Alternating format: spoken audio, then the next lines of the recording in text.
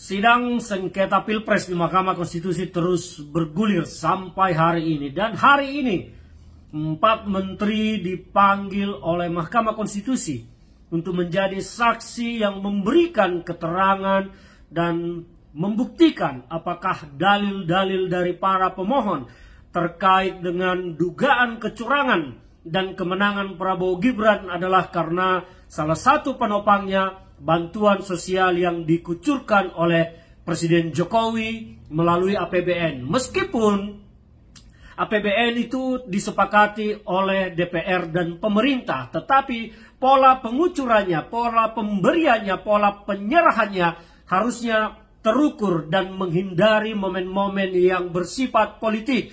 Kita melihat selama ini bagaimana Pak Jokowi terus-menerus menggelontorkan bansos ini. Dan hampir tiap minggu berada di Jawa Tengah memberikan bansos ke masyarakat di sana menjelang Pilpres pemungutan suara.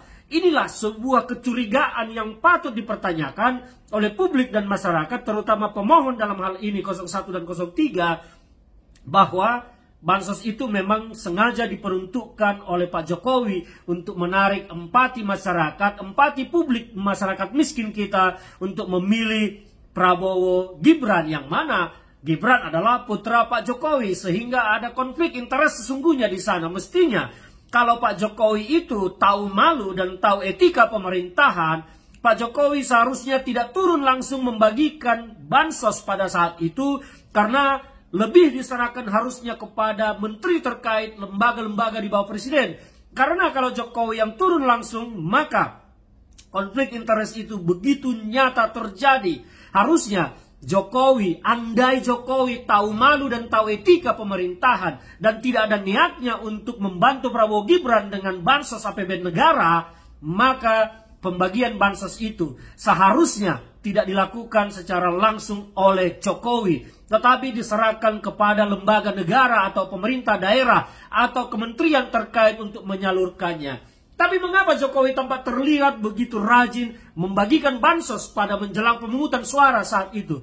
Kita melihat Jokowi hampir tiap minggu berada di Jawa Tengah. Kenapa? Karena Jawa Tengah adalah kandang banteng, kandangnya PD Perjuangan, kandangnya Ganjar Pranowo. Itulah dasarnya yang menjadi kecurigaan publik, termasuk kecurigaan saya pribadi. Jadi sah saja ketika memang bansos ini menjadi sangat ditelisik oleh Mahkamah Konstitusi. Kita tahu para menteri ini menjadi saksi adalah inisiatif dari Hakim Mahkamah Konstitusi untuk menggali keterangan dari mereka di depan persidangan. Apakah benar bantuan sosial itu telah dilakukan Jokowi dengan menyalahgunakan kewenangan yang dia miliki. Jokowi presiden, anaknya cawapres. Inilah benang merah yang bisa menghubungkan bansos dengan penyalahgunaan kewenangan Jokowi.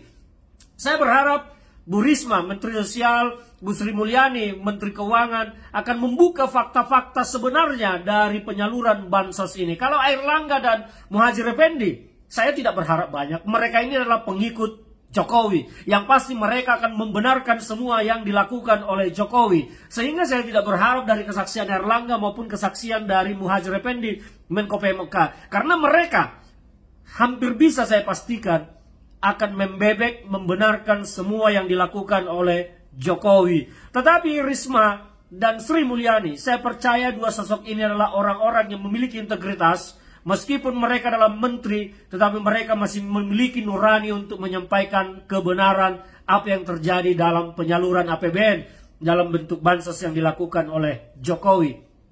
Ini sangat penting. Bansos ini menjadi momok dalam kecurangan pemilu kita. Dan saya melihat sebelumnya kuasa hukum dari pihak terkait 02 selalu mengcounter, memang apa masalahnya bansos dibagikan? Bukankah bansos itu sudah sesuai undang-undang? Betul, tetapi etika penyalurannya dan etika yang menyalurkan tidak terpenuhi syarat-syarat kewajaran di sana. Dan saya juga memperhatikan kemarin ketika persidangan berlangsung, di mana yang dibicarakan terkait dengan sirekap perhitungan manual. Saudara Hotman Paris menyampaikan bahwa seolah-olah perhitungan manual itu adalah kebenaran di atas kebenaran. Bung, Kita harus tahu sejarahnya mengapa perhitungan dibuat secara online. Karena perhitungan manual itulah banyak celah kecurangan yang bisa terjadi di sana. Maka dibangunlah sistem untuk melakukan perhitungan secara online. Sehingga dari bawah suara itu langsung terdata di pusat dan bisa diakses oleh semua publik. Faktanya itu tidak terjadi dan akhirnya yang menjadi perhitungan adalah perhitungan manual berjenjang dari bawah sampai ke atas. Disinilah ada celah-celah selama ini yang terjadi kecurangan.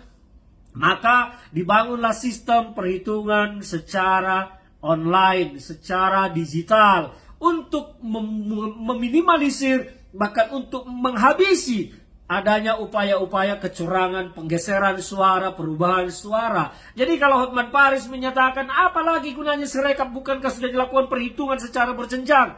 Saya pikir Bang Hotman Paris harus kembali kepada filosofi dasar mengapa perhitungan sistem online digital itu dibangun sistemnya dan dilakukan sebagai upaya untuk menangkal, mencegah kecurangan yang sering terjadi pada metodologi perhitungan manual. Nah, ini yang gagal dipahami oleh saudara Hotman Paris sehingga merasa perhitungan manual itu adalah kebenaran di atas kebenaran.